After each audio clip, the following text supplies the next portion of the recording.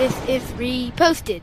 We've done over 200 of these, and this is the first time we're going to tap the Bible to get Ugh. something. This is from the New International Version, James 1, verses 2 through 4.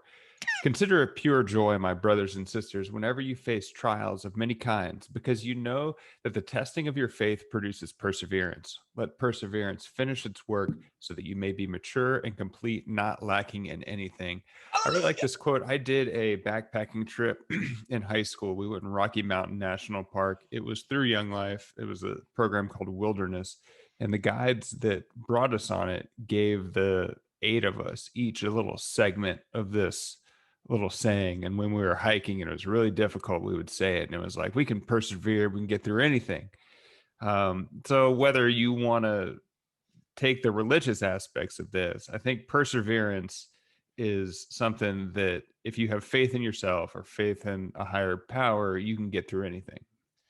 First, think we need to clear the air. This is from the book of James in the Bible.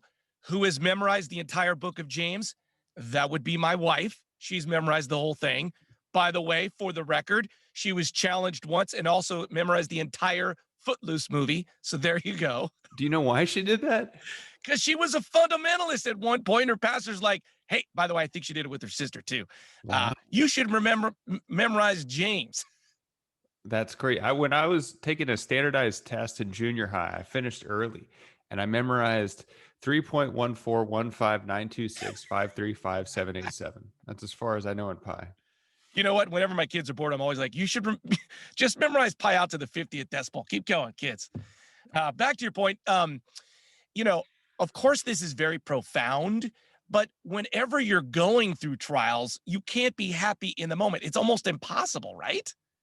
I think it is impossible, and I think that's what you can do with this verse, or you can look to something outside of you, saying if you have faith in something other than yourself, or think to a bigger picture. It's like this sucks right now, but big picture, things will get better. So, well, that leads to my next point, which is I feel like we always kind of debate this. It's perseverance versus are you going the wrong way? I mean, in Ooh. life, you keep bumping up against things like just keep going, keep plowing through, or maybe you're going the wrong way. Right. Like if you're trying to break into Fort Knox and you keep on coming into roadblocks, like maybe you're not going down the right path. I guess that's interesting too. But I guess maybe perseverance was something that was on my mind because we're renovating this house and we've done a lot of work, but there's still a mountain to climb. Like we don't have a kid. I went out this morning. I went out my front door and I filled up the coffee carafe with the hose bib. Like I don't have a kitchen sink, and so it's like perseverance is kind of what I'm leaning on right now. And hopefully I'm going in the right direction. Well, the thing about perseverance, right? Once you have persevered, whether you take a change and go a different direction, you could say, like, I gave it everything I had. So then you look back with a clear conscience. Is there anybody in life that has not had to persevere? Do you know anybody? I know this one guy who was a really good football player in high. Jack Johnson, by the way, Jack Johnson, the singer's A never had to persevere. boxer? Oh, No, the guy from, so he grew up in Hawaii. Yes. His family needed someone to play guitar so they could sing song around the campfire. So they made him do it. He ends up going to UCSB because he's really smart, meets a model in college, dates her. Oh, yeah, he starts singing and becomes a big time rock star. I'm sure he's had some problems, but it's funny to think, is there anybody out there in life that's not had to persevere?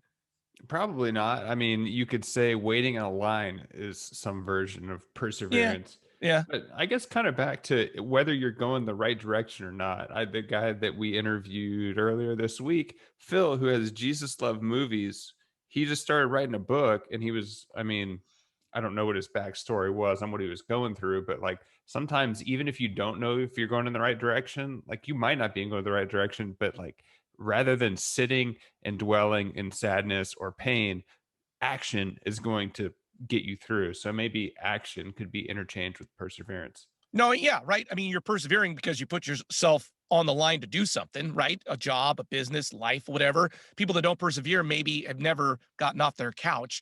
Here's the other one with perseverance. When does perseverance kind of come up against like PTSD? For instance, like, I know this is kind of a bigger step there, but, in Vietnam, people had to persevere. Or Mhm. if you're a foster kid, you've had to go through all sorts of things. When does perseverance give you PTSD where you simply can't get over all the stuff that you've kind of come into contact with? Yeah, I don't know where that line is on perseverance making you a better person or making you a jaded person. I mean, Yeah. like if Yeah.